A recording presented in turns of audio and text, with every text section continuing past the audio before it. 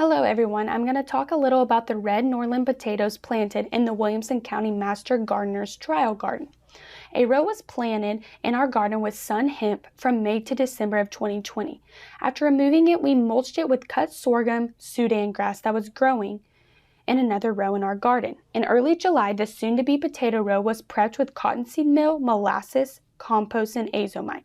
Red Norland potatoes were planted on January 26th and covered with a layer of straw and the sorghum Sudan grass mulch. About 40 potatoes were planted.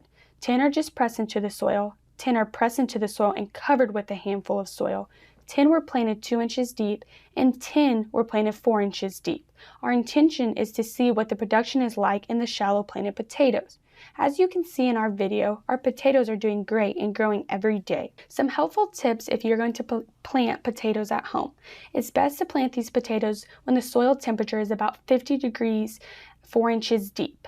In most places in Texas, these potatoes should be planted anywhere from the end of January to early March. But be aware, if you plant too early, the tops may be frozen off by the frost. It's also very important to consider site selection when planting. Potatoes need full sunlight. Lastly, make sure you keep the soil moisture a constant. You will know your potatoes are ready to harvest when the tops begin to die and the skin on the potatoes become firm. A good trick to use to figure out if your potatoes are ready is rubbing the skin of the potato with your thumb. If the skin does scrape off, it is too early, but if it doesn't, then they are good to go.